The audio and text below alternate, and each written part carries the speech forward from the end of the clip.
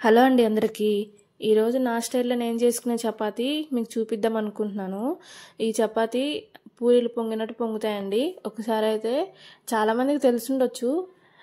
ఒకసారి అయితే ఈ విధంగా ట్రై చేయండి, తెలియని వాళ్ళు ఎవరైనా ఉంటే. దీనికోసం ఒక చపాతీ ముద్దను తీసుకొని రౌండ్గా చేసుకొని దాన్ని ఒక చిన్న చపాతీలాగా చేసుకొని నేను వీడియోలో చూపిస్తున్నట్లు ఆయిల్ ఇంకా పిండి అప్లై చేసుకొని చపాతీ సాదుకోవాలి. చాలా అంటే చాలా మెత్తగా వస్తాయండి, సాఫ్ట్ ఉంటాయి. సో ఈరోజు చేసిన చపాతీ రేపు మార్నింగ్ వరకు కూడా చాలా అంటే చాలా సాఫ్ట్గా ఉంటాయి. మనం జర్నీలు చేసేటప్పుడు ఇట్లాగా చేసుకుంటే మనకి చాలా యూస్ఫుల్గా ఉంటుంది. అంటే గట్టి పడుకోకుండా చాలా మెత్తగా ఉంటాయండి. ఇట్లా చేసుకున్నది పిండిలో తడుపుకొని చపాతీలాగా సాదుకోవాలి.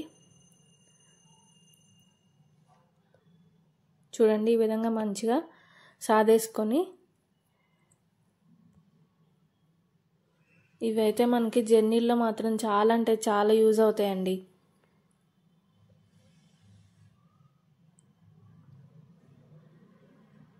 ఈ విధంగా మంచిగా చపాతీ సాదేసుకొని కాల్చుకుంటే చాలా అంటే చాలా టేస్ట్ కూడా బాగుంటుంది. చూడండి ఏ విధంగా పొంగుతున్నాయో.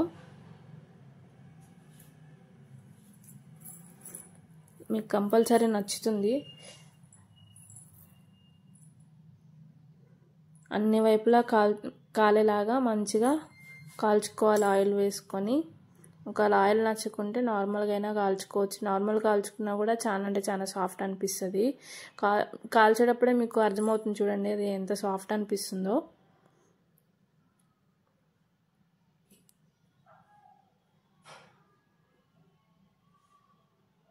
మీకైతే తప్పకుండా నచ్చుతుంది అని అనుకుంటున్నాను.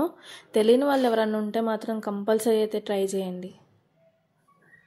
నాకు స్టార్టింగ్లో అయితే నాకు అంత వచ్చేది కాదు పర్ఫెక్ట్గా. సో నేను చేస్తూ నేర్చుకున్నానండి.